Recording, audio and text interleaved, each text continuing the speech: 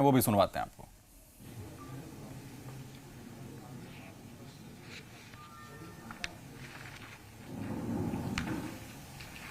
मैं जिस इंफ्रास्ट्रक्चर के डेवलपमेंट की बात कर रहा था उसमें देश में इस समय सड़क निर्माण में भारतमाला प्रोजेक्ट ये एक ऐसा अभिनव प्रोजेक्ट है जो पूरे देश को जोड़ता भी और एक सहूलियत पैदा करता है।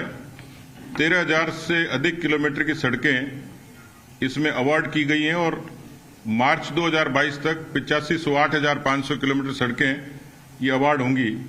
3800 किलोमीटर की सड़कों का निर्माण हुआ है। रेलवे में 1.1 लाख करोड़ रुपए, क्योंकि रेल भारत की लाइफलाइन है। रेलवे में इस तरीके का प्रावधान भारत की रेल तंत्र को मजबूत करने की दिशा में कदम है।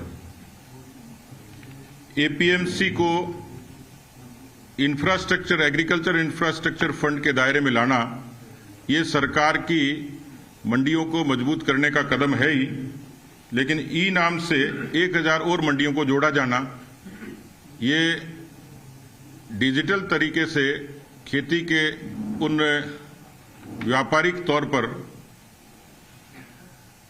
उसको एक मान्यता देना और उस दिशा में आगे बढ़ना ये उसी की प्रतिबद्धता का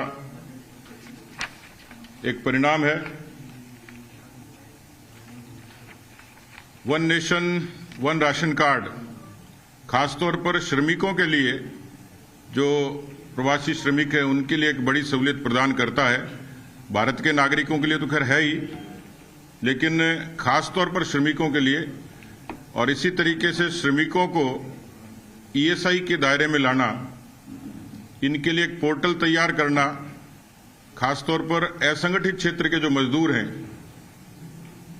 उनके लिए, उनके स्किल के लिए, उनके बीमा के लिए, उनकी स्वास्थ्य की सेवाओं के लिए इस पोर्टल का एक विशेष महत्व है कि देश के मजदूरों को, श्रमिकों को एक ऐसा डाटाबेस तैयार होगा जो उनके लिए रोजगार के अलावा उनके अधिकारों की भी रक्षा ये पोर्टल करेगा। एमएसएमई का मैंने जिक्र किया, 15,700 करोड़। देश में खेती के बाद एक दूसरा बड़ा सेक्टर है जिसमें 45 लाख ऐसी यूनिट्स हैं जो 11 करोड़ लोगों को सीधे सीधे रोजगार देती हैं।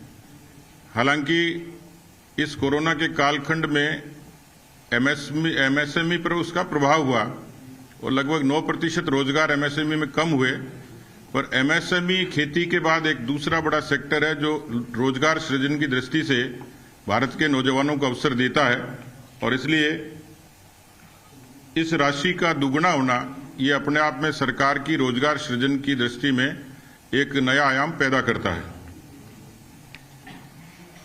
100 नए सैनिक स्कूल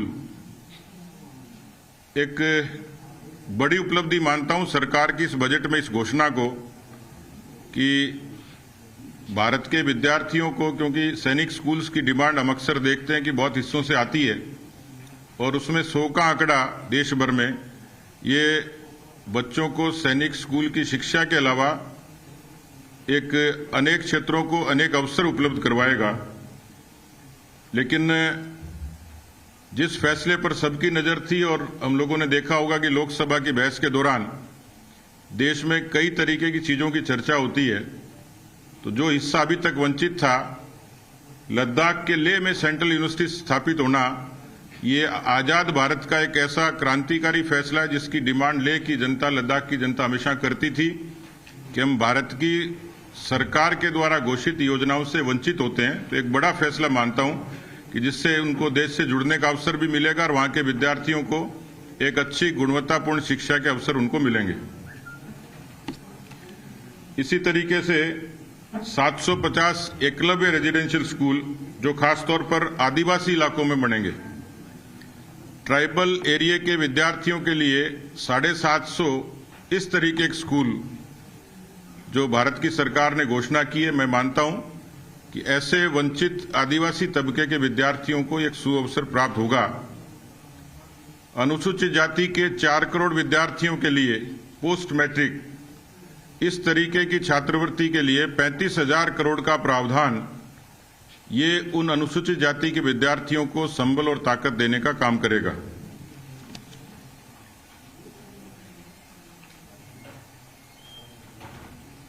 एक 35 साल से 75 वर्ष से ज्यादा उम्र के वरिष्ठ नागरिक, उनको आईटीआर की फाइलिंग से छूट मिली है। ये सीनियर सिटीजन्स का मेरा ये मानना है कि इससे उनको एक सम्मान भारत की सरकार ने दिया है। इनकम टैक्स की स्लैब्स में कोई बदलाव नहीं आया। ये माना जा रहा था कि इस वजह से कोई हो सकता है इसमें कुछ बदलाव हो, लेकिन सरकार ने इस कोरोना के कालखंड में आर्थिक गतिविधियों के चलते और बाकी मजबूरियों के चलते इसमें कोई बदलाव नहीं हुआ है। एक जो बड़ा काम इस बजट में मुझे दिखता है कि जल जीवन मिशन, जिसमें 2.87 लाख करोड़, इसका प्रावधान ये युगानुकूल ही है, आज की आवश्यकता के अनुरूप ही है। तो बहुत सारी मैं मानता हूं कि ये पूरा यदि मैं पढ़ूंगा तो लंबा हो जाएगा, पर खासतौर पर विशेष जो प्रावधान थे उसका जिक्र मैंने किया है।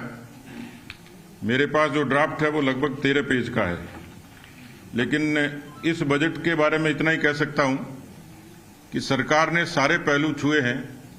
मजदूर भी, नौजवान भी, खेती भी, एमएसएमई भी, श्रमिक भी, सीनियर सिटीजन भी, पानी भी, पर्यावरण भी, बुनियादी विकास भी।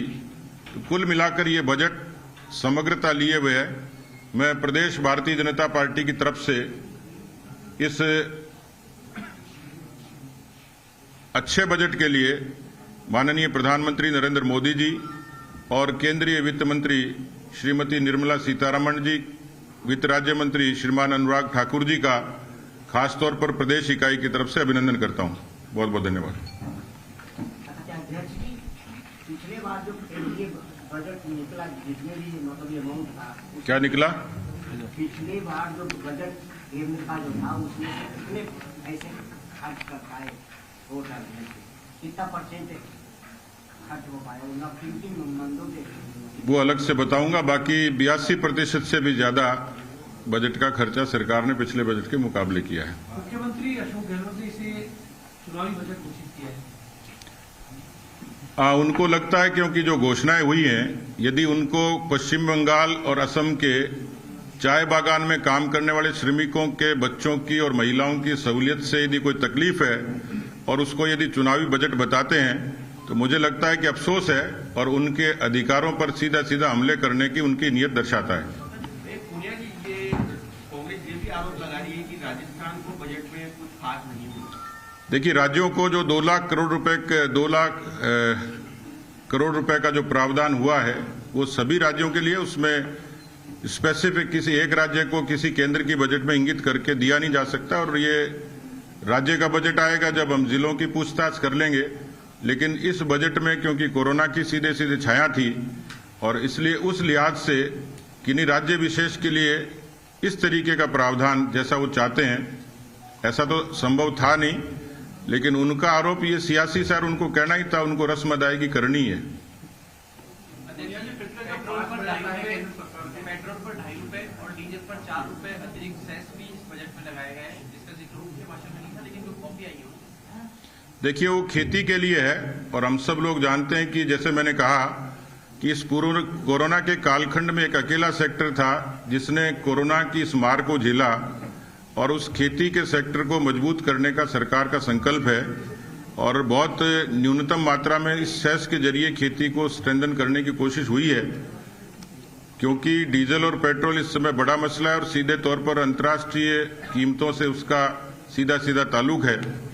लेकिन ये एक ऐसा मात्र सेक्टर था जहां सरकार प्रावधान कर सकती थी। लेकिन मुझे लगता है कि भविष्य में आम कंज्यूमर की सुविधा के लिए सरकार कोई न कोई प्रावधान करेगी। 5 ट्रिलियन इकोनॉमी की तरफ बढ़ रहे हैं क्या हम इस बजट से?